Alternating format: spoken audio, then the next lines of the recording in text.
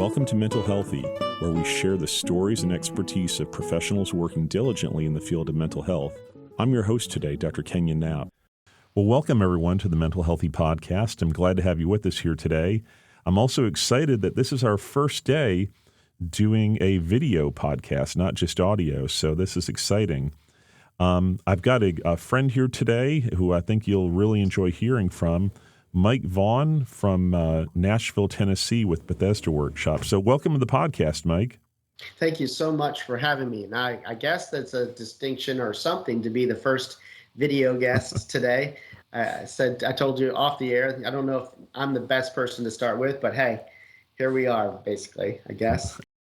Absolutely. Well, I'm glad to have you here. You work with a really neat ministry, and when I have people on the podcast here too, they're curious to hear about you and your background. So could you maybe give the listeners a little bit of information about yourself and maybe where you work a little bit?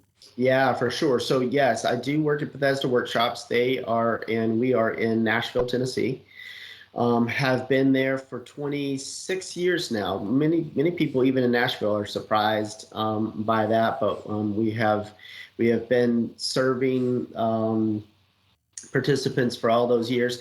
But I actually, even though I work there, I actually live in Charlotte, North Carolina. And for the last 20 years, I have been a therapist. So I went to grad school to become a therapist and have done that. I co-founded a private practice in Charlotte about 10 years ago and have recently left that to take this current role that I'm at with Bethesda as executive director. But really, the main thing probably that I have done consistently for all of these years is to be a therapist. And so I've seen many, just had the privilege and honor to see many clients through all of that time. And really, it kind of blessed to be called to that, I think, in so many ways. It's been a really rich experience. And I'm actually still doing that just a little bit. Obviously, the role of Bethesda is a very, very full-time job, but I'm still seeing a few clients a week just to keep doing that, because I really am passionate about having experienced God transform people's lives so much through that process. So yeah, that's just a little bit about me. I certainly could say more, but maybe that gets us started. Yeah, definitely. That's interesting. It's great for the listeners to know that you're an experienced therapist too. You're not like wet behind the ears right out of grad school or something like that. Okay. So, Right. but you work with this group. You mentioned Bethesda Workshops in Nashville. Could you maybe tell the listeners the web address of that and what kind of work it is more specifically? Yeah, absolutely. So the web address is BethesdaWorkshops.org. And like I said, Bethesda has been around for a long time. And what we do is essentially both sex addiction treatment. It is faith-based sex addiction treatment. We come from a Christian worldview, but also we treat the partners of addicts. A lot of betrayal trauma, we come that. Female sex addicts, so male and female, and then also couples. So we have this kind of wide-ranging approach, but all of it falls within kind of under right now the umbrella of sex addiction. Just this year, as a matter of fact, 2024, I'm introducing healing for trauma. So we have a couple trauma workshops that we are starting, which I'm really, really excited about. I know that's going to serve the basis for a lot of what we talk about today. And trauma, my specialties probably for the last 10 years have been sex addiction, marriage or relationship counseling, therapy, and then trauma. And I've done a lot of training in all of those areas. And, oftentimes, of course, those three things converge, they intersect with each other, right, to form what might be this unfortunate perfect storm of things. And while really hard work, all of those, I have been so blessed to be part of people's lives in that way. So Bethesda now is adding trauma, kind of more specific trauma to the list of the things that we do. We already do some trauma work in our workshops for sure. We do a thing called the trauma egg. I don't know. I'm sure you know of the trauma egg. Yeah. And some other things, but this is taking that and we're going to go even deeper and further with it. So I'm really excited about that. I think that it's time to add those offerings. Yeah, well, that makes perfect sense with the kind of work you do. I mean, like you mentioned, the betrayal that people experience if their spouse is into an Yeah. addiction or maybe infidelity or things like that. And I can totally see the overlap of trauma. But let me ask you Yeah. this. When I think about everything you're saying, I hear lots and lots of people these days talk about trauma. They trauma about Yeah. this topic or that, and there's lots of different Yeah. definitions. When you say trauma and the work you do, what do you mean? Like, what does trauma mean to you in the kind of work that you do? Yeah, I'm glad you said it that way. There's always the pros and the cons, right? And so Hmm. I think the pro of us understanding trauma better is that like now we have more categories to think about the things that have happened to us. The con is that I think sometimes we swing too wide with that, and everything in our life is trauma. And I think that's important for me to say just at the outset of this conversation, which is not every negative experience that we have is traumatic. Hmm. Right? And so I'll say that. But here's what is traumatic. Typically, something that is a trauma in our life or a negative experience that really, really lasts or stays with us is typically something that whether when it happens or sometimes post, it overwhelms our nervous system. It overwhelms us as a person. And what I would say about that is we are minds, body, and spirit, right? If you Uh-huh. follow scripture. And so typically things that are traumatic to us are something that impact us at those deep levels in all three of those categories. And usually what it does is it causes us to, it kind of shatters the worldview that we have, whether typically about other people, sometimes relationships, or even the world itself. So not everything is a trauma, but at the same time, traumas often are sneaky. Something can be traumatic that we wouldn't kind of subjectively say, oh, well, that thing happened to me. I was 10 and I was walking home from school and this older kid jumped out and beat me up. But, I haven't thought about that in years. It wasn't a trauma. Not necessarily. It's sometimes hard for us to gauge what was traumatic and what wasn't. But typically the things that are those things that have that lasting impact, especially on our nervous system. I tell clients, this is a good way to determine whether kind of these negative events of our lives kind of fall in the trauma category. And that is, be mindful about your body when you think about it, talk about it, because a lot of times our body, even more than our mind, um, tells us where the trauma is actually located. And sometimes it's really not where we think it is, as I'm sure you know well. Well, yeah, I mean, you're touching on a lot of things here. That trauma affects you in a lot of different areas, but you mentioned the body, and different things can be traumatic for us that we may or may not think of as traumas. But um, I'm sure when you see clients, they're all over the place as far as like how trauma affects them. And you do group work, I think I recall you saying. Yeah. And so if you're in a group, what are some of the other effects of trauma that you see in clients? You mentioned the body, it's I guess psychosomatic stuff, but what are some of the other effects of trauma?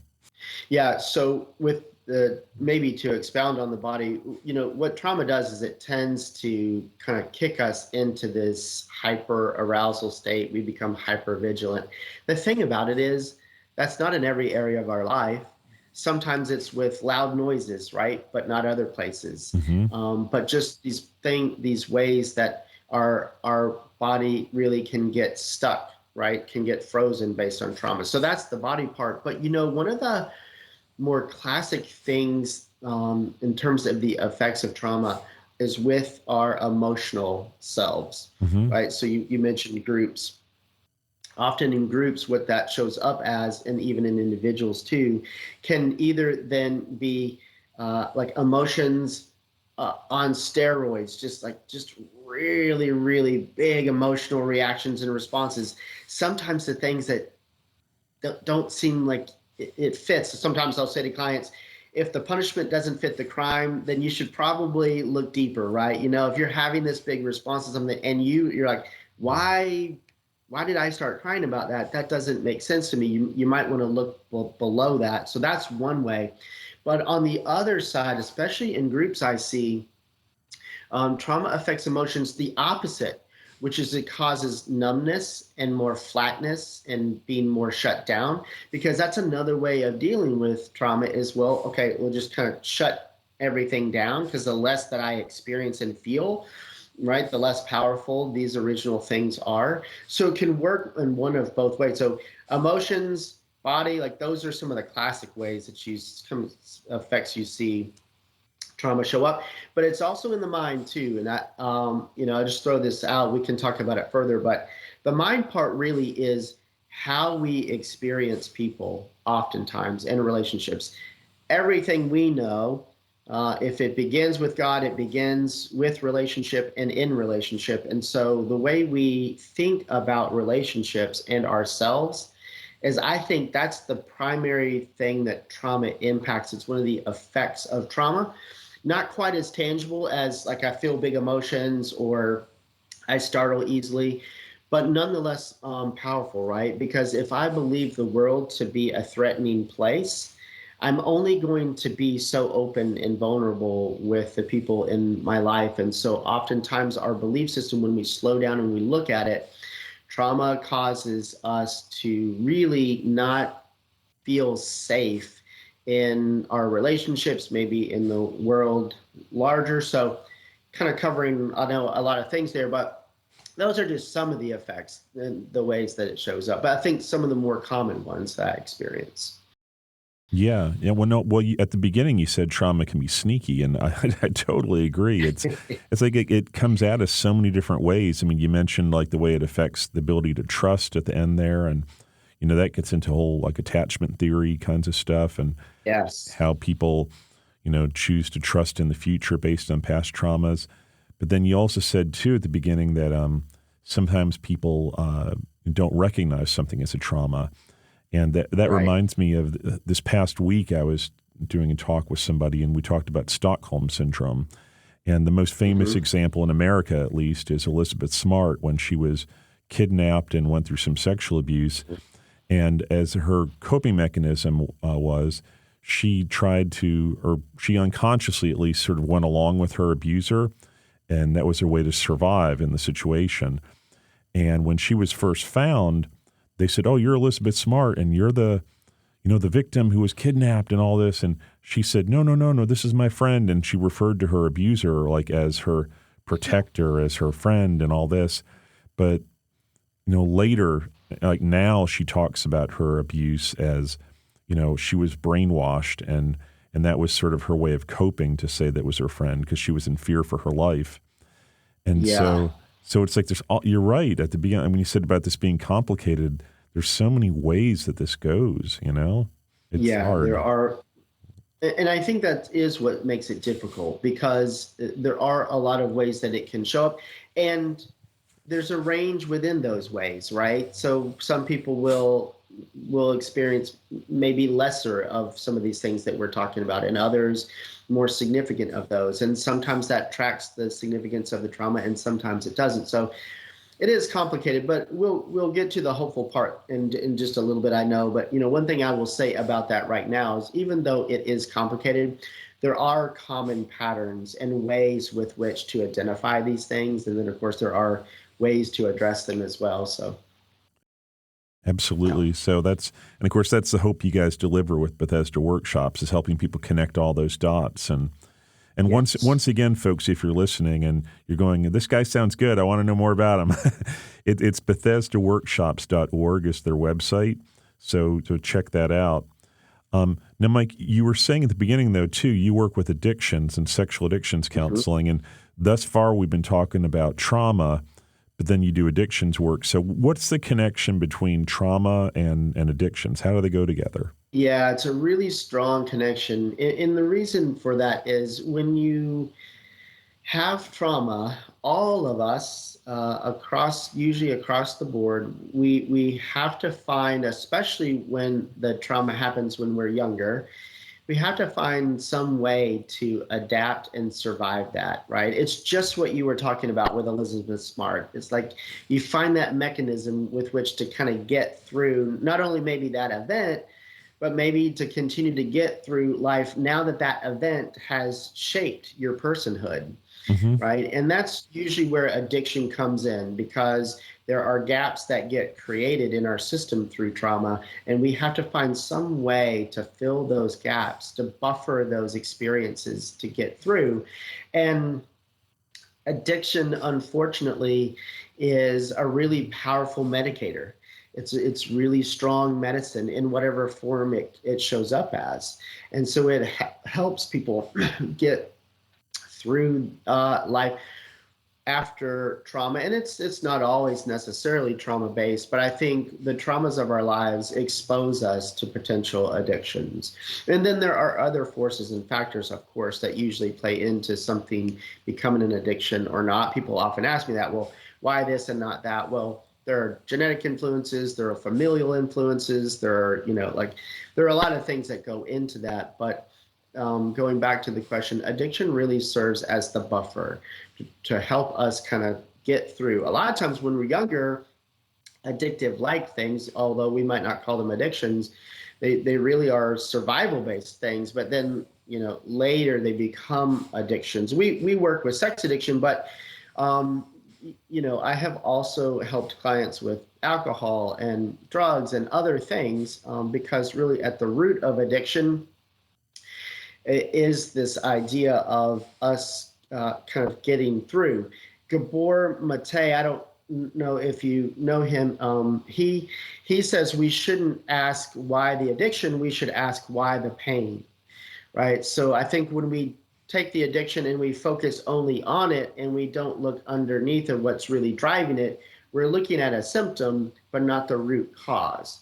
And that's why I'm passionate about trauma, because trauma is root cause work. Hmm. Addiction has to be addressed because the consequences of addiction can be so detrimental to our lives. And I think as part of addressing addiction, we have to go deeper and look at what's really driving it. Yeah, absolutely. Now, I have to digress here for a second because listeners may or may not know that I've also worked with sexual addiction stuff a little bit in my background too.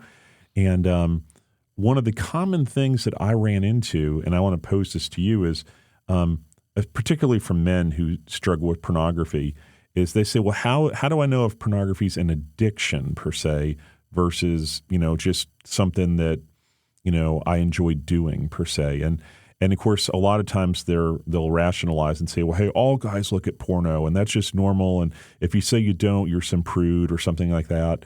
And they'll try to like act as if that's just the norm. But I guess I should ask you, when you work with this topic, and a client says to you, how do I know if it's an addiction per se or not, or just a habit? How would you respond to somebody with that? Yeah, there are a few things that we use to gauge addiction. Uh-huh. The first is, have you ever tried in earnest? Have you tried to stop it? Like, have you had periods of your life where you didn't want it, you tried to stop it, and even if maybe temporarily you did you go back to it, right? And a lot Uh-huh. of times people will say, yes, I did, and yeah, well, I went a whole year, and I said, okay, well, what happened at the end of that year? Well, I started again. Right. Okay. So we have that. Has it impacted your life adversely? Right. Maybe just for you and the way you see yourself, or maybe though in your relationships outside. And so because of that, you have made efforts to stop it, but not been able to. Right. And then it has continued to impact your life adversely. In the old days, we used to include on this list, how much money have you spent on said thing? Now, unfortunately, with pornography today, you of course don't have to spend any money on it. But what I'll often challenge my clients to think about is, yeah, but what is your time worth? Like, how much time Mm-hmm. have you lost on this? Because whether you're in an hourly job or not, or regardless, you in any time that you have lost value in your life with this thing. And is that really how you would have wanted to have spent that time? Mm-hmm. Right. And so how much time have you spent? And then therefore, what maybe kind of a cost has it really taken on your life? So those are three quick ways. When you go through those, clients if they answer those honestly, it helps the process of understanding addiction. The thing about pornography, for example, or other forms of sex addiction is that not everyone is addicted to it. People may look at pornography, they may decide to stop, and they may truly actually stop and not look at it anymore. Mm-hmm. Obviously, those people are not addicted to the thing, but for those who have made those efforts, or even internally have wanted to, who have had those external consequences and have continued, that typically is a good starting place, at least for the conversation of whether it's addiction or not. So just those are just a few usually of the markers that we look for. Yeah, well, that's good. That sort of helps people, self-diagnose maybe a little more accurately instead of just wondering and freaking out about it. Well, I know this topic is heavy and it's, shame-based for a lot of people. And so let's get to the hope part. Let's get to the treatment part. Since you mentioned earlier how sex addiction and trauma are connected, how do you treat this? Like, what do you guys do with your workshops or in the therapy that you do? Yeah, there are a number of different ways. So at the workshops, we do a fair amount of teaching and talking about just what you and I are talking about, what it is, how to identify it, the effects. I think awareness is an important first part of this whole process. Mm-hmm. But after that, we really get into people's stories. We really begin to understand, well, what are the roots and the origins of the negative things that you've experienced in your life? And this is not just to kind of arbitrarily dredge things up, but it's to understand like what might still currently be active in your life that's going to make it difficult for you to stop doing X, Y, and Z. And then in our workshops, the next kind of step is we teach a lot of tools and ways to work with this, because addiction is not like other things that we want to stop. And like if something is truly an addiction, it takes usually a lot more to work with it and stop it than other areas of our life that aren't addictive in nature. So we teach a lot of tools and we reinforce that process. The chief of which, of course, by the way, is community, right? So what's wonderful about our workshops at Bethesda, and I think any groups, is that you right away have this group of people that is a strong community. That's what I love, is to watch these relationships develop over 4 days' time. People leave with deeper connections than they could have had. It would have taken them years to do that outside the workshops. And that's true of other therapeutic groups as well as some of the 12-step groups and such, which we always recommend. So we're talking about how to treat. Community is the way. So I think addressing trauma, but also developing community.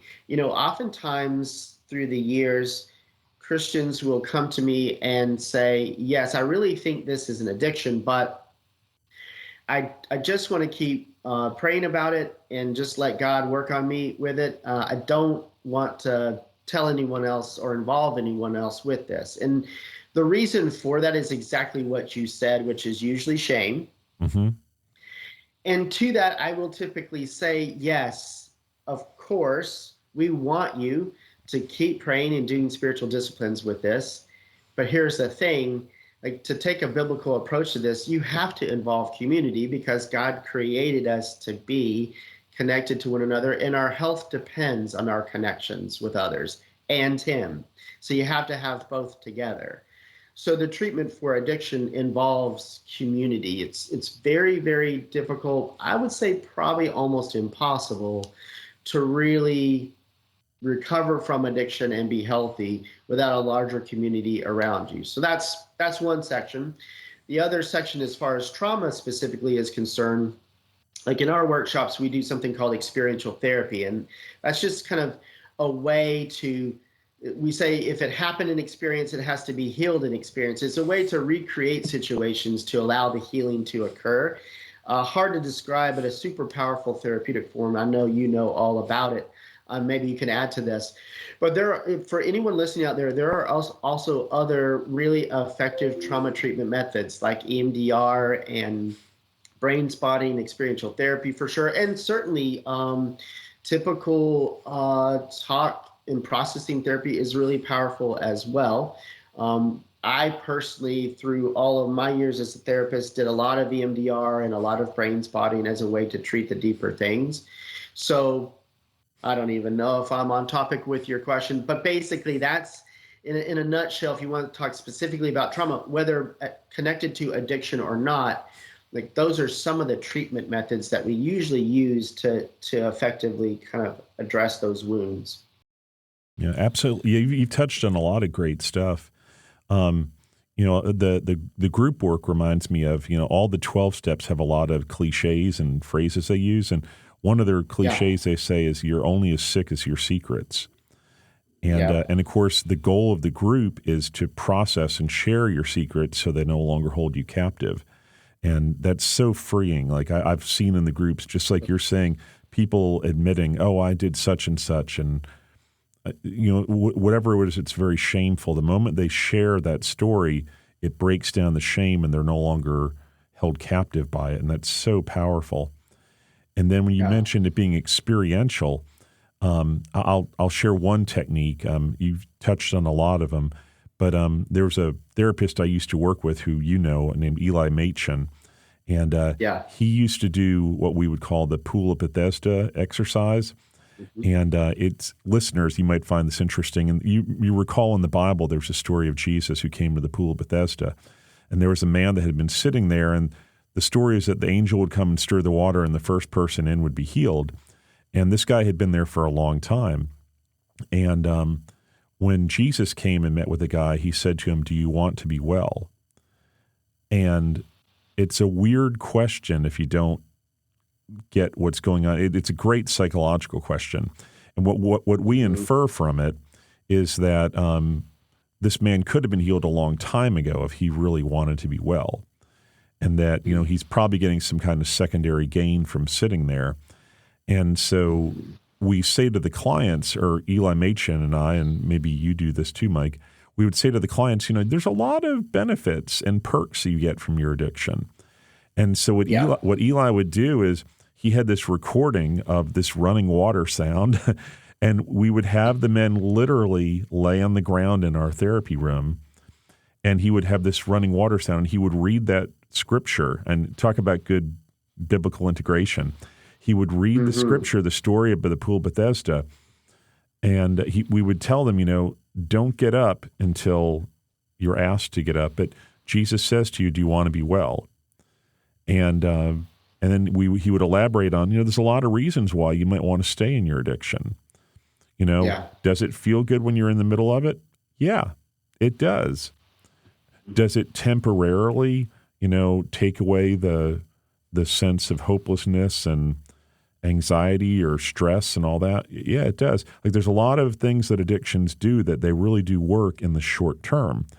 And so you remind them of why they're doing their addiction. But then the words of Jesus come back again and again is, do you want to be well? And so he would mention, the perks of an addiction. Then he would say, and Jesus says, do you want to be well?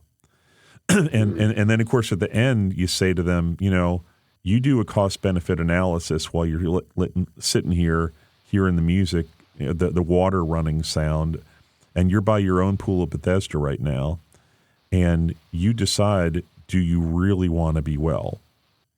Mm-hmm. After you've thought about all the fun parts of your addiction. And that's a great experiential exercise. And it is. And what I found when we did it with the clients, and you may still do it, is that's what we would call a corrective emotional experience, where they, if they're really living it in the moment and they're really emotionally feeling everything, they start to have a new experience of conceptualizing their addiction. So I don't. Do you still use that exercise? That particular one we don't, but that's a great example of a lot of the different kinds of things that we do. I actually love that. Maybe we'll reinstitute that. But no, that's a great example of experiential. It's hard sometimes to get your mind around what experiential therapy is, but it does really recreate those scenarios. And, one thing that you're bringing up, I think is important to mention, and that is the reason that it is difficult to address addictions. Number one, it's usually a very, very strong neurochemical response to whatever is the substance, even if that's sexual, of course. But number two, in leaving addiction behind, right? Jesus said, "Do you want to get well?" What he's really saying to him is, count the cost of what this is going to mean, and are you really willing to deal with that cost? And oftentimes, not only in the workshop, but even with my individual clients, we'll talk about grief as part of the recovery process. Like it's not as simple as, okay, well, that addiction was detrimental to me, so I'll just put that aside. Well, actually, a lot of times we have to grieve the loss of this thing that has helped us, just like you're saying, through time. And that can sometimes blow people's mind, because they think, well, no, this was really negative. It didn't help me at all. I'm happy to let go of it. And I'll normally challenge that, because it's actually not that simple. We oftentimes do have grief as part of that releasing process, because I think anytime you're stepping into a new land, a new frontier, the Israelites experienced this, right? Like they're right on the doorstep of this promised land, but they had to fight their way through that. Like God didn't just wipe everything out and give it to them. They had work to do in order to get there. And I think with addiction, that's it. Like there's this new promised land that is available to us, but we have to work to fulfill that promise. And we have to leave that what we know and what is familiar, which can be really scary. And there's loss associated with that. So I just would throw that out there. That takes it maybe a different direction and a little bit deeper. But oftentimes people don't understand that they actually have to grieve the loss of the addiction in order to truly recover. Yeah. Well, you're touching on the whole thing of, people really believing and committing to their recovery and, committing to the process. And, them committing to it takes hope that this is going to work. And, hope is like foundational to even having any efforts. So how do you go about creating that hope, or when they have a trauma history, how do you, through your therapy, create that hope in people? Yeah, it's twofold. The first, whether it's just trauma that we're working on that's not connected to addiction, and also when it is connected to addiction, it's doing the trauma work in whatever form that looks like, and then starting to see that play out in everyday life. I will often ask my clients to just keep track, even loosely, of their weeks as we go along. And I'll say to them, take note of when you start to have different reactions and responses to your everyday life than what you used to have. And at some point, they will come in and say, gosh, this person cut me off in traffic, and before I was raging at them. And now, this week, actually, I noticed I was just a little bit irritated, but it was much less. That's weird. And I'll say, that's the type of stuff that you want to take note of. So hope comes from, as we begin this work, it really does show up in those little ways in everyday life. And if you'll take note of it, you'll begin to kind of collect this list of things that are different than what they used to be, even in small ways. So that's one thing. The other thing is what we've already touched upon, though, but super, super important. And the hope comes from really the community. It comes from having those different interactions with those around us, but also having the support of people who understand. And that might be the support of people who have also been through trauma and understand, or trauma and addiction, or whatever the case may be. And like you said, it's so powerful to share some of those more vulnerable parts of your story and to receive acceptance back, which is what God offers us. But when we offer that to one another, it breaks through that shame, just like you talked about, which I loved, and it connects and bonds us. And that's where the hope is. That level of connection with other people is incredible. I mean, that is what we're put here to have.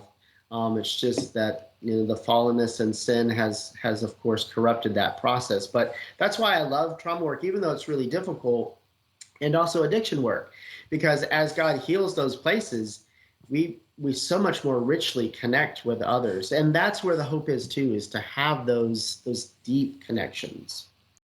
Yeah, absolutely. And it's so biblical. I mean, like I think of Galatians 5, So bear each other's burdens, and in this way you will yeah. fulfill the law of Christ. So when people share their addictions and share their shame and their struggles, and they break through all that shame, you're bearing that and you're fulfilling the law of Christ. You're living out God's Yes. acceptance and love for them, and that's awesome. But I tell Yeah. you, Mike, our listeners right now, I've got a lot of professors and graduate students and people in the mental health Mhm. fields, and they might be listening to this going, this is not my topic. or I have a client right now who's into this and I'm just overwhelmed or something. And they might need to refer to you and your ministry. Could you give Yeah. us a little more information about Bethesda? Like if there's a person listening and they go, this is beyond anything I can deal with, how would they refer Mhm. to your organization? Because I know your organization is one of the top level ones in the country or the world, really, that deals Yeah. with sexual addiction from a Christian perspective. So how would they reach out to your organization, and what kinds of services, per se, do you have? Yeah. So anyone who is working with anyone and wants to use this as a resource, we want to be a resource, whether a participant comes to our workshop or not. And by the way, we have a lot of resources on our website, as I'm sure you know. So I'll say that again, which is BethesdaWorkshops.org. But if someone out there is listening to this and they either want to refer someone or they have a question about what we're talking about, and let me give my email address because I'm always happy to be helpful to others. So it's M as in Mike, Vaughn, Vaughn, at BethesdaWorkshops.org is my email address. And so people can email me if they would like to. I always want to help, right? I'm a therapist, I'm a helper, and Bethesda does too. And even if someone were to reach out for resources of something that we don't offer, if we can be of help, we're happy to do that. So either the website or you can email me. We have a phone number on the website. We have a general information form. People can reach us a lot of different ways. And then we have different people within the organization that can help with different things. So they're welcome to reach out to me if they have any questions. Yeah, and earlier too, you mentioned like a 4-day workshop. Like Yeah. is that just for male sex addicts, or is it? Do you work with females too, or couples, or It's what yeah, kinds of workshops do you have? everybody. So we do have a 4-day workshop that's just for men, Okay. and that's our sex addiction recovery workshop. We have a workshop that is just for female sex addicts. It's one of the few in the country that really do this work, and it's certainly one of the very few that come from a faith perspective and do Uh-huh. the work with the Christian worldview. Like I mentioned, we have a partners workshop. So those who have been betrayed by addiction, Uh-huh. we do that workshop. And then we have couples, and then we have trauma. So those are the, we really try to cover, at least within the sphere of sex addiction or partner trauma, we try to cover the full gamut of those. And then we also, I should mention, for those who come through our workshops, we have aftercare groups that they can join just to kind of keep that process moving. Those are run by a couple of our staff. So great groups, really helpful. So we have, I hope, a broad range of things that we can offer people. Yeah, it sounds pretty comprehensive, and this is all in Yeah. Nashville, Tennessee, right? It is, yep. Now the aftercare groups are virtual, so that's nice. People Okay. can go back to, I mean, we have, like you said, we literally have people from all over the world that attend our workshops. And so they can go back to wherever home is and be part of those groups.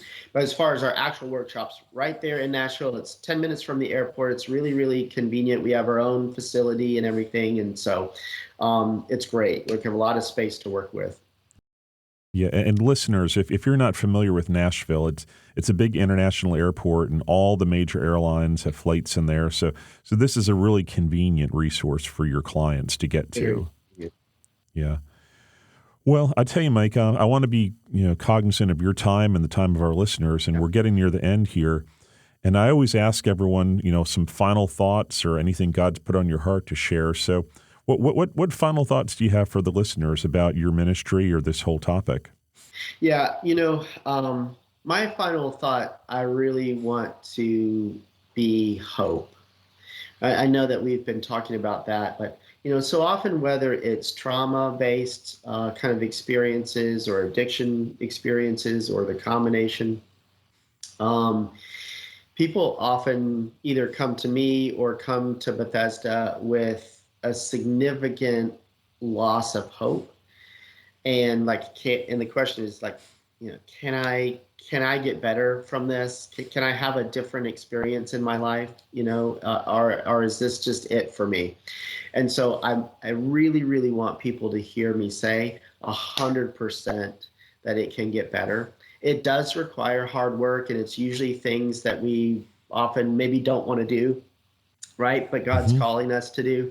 But he is so faithful to us. The other part of Jesus asking, do you want to get well, in John 5 is, of course, the man says yes, and God heals him. The thing is that God will heal us when we are willing and we are open. It may not look like what we would prescribe, but it's him and in his right timing. And so I just want people to have hope. Whatever is that struggle, it can get better. It can be overcome. And there are resources, of course, out there to help with that process. Well, that's a good word, and I hope that is encouraging to you listeners. That Mike and his ministry, BethesdaWorkshops.org, they are bringing hope to people all over America and around the world. And I know you do have clients from all around the world that fly to you there. And I tell you, listeners, I have heard from a number of clients of theirs over the years how it's helped. They are walking in freedom, and the overcoming of shame and grief and guilt that they feel is just amazing. And so there's a lot of joy that comes from the work. So thank you, Mike, for doing this work. I know it's tough. Thank you for having me. Yeah. It's tough work, but it's so good, and I can just tell you're committed to it, and I really respect the work that you guys do. Thank you so much. Yeah, it's been great to be on this, by the way. Thanks for having me on here. Yeah, well, I appreciate you being a guest here, and listeners, with that, it's about that time. So thanks for joining us today. We're glad to have you on the Mental Healthy Podcast, and we'll look forward to having you with us next time. So thank you so much, and thank you, Mike. You're welcome. Thank you. All right. Bye-bye, everybody. Thank you for joining us for another episode of Mental Healthy. Please be sure to subscribe for more episodes and share the podcast with your friends and colleagues. You can find this podcast on all your favorite podcast platforms. We hope you join us next time for more on Mental Healthy. Music for this podcast is licensed under Creative Commons by Excel Music Publishing at freemusicpublicdomain.com.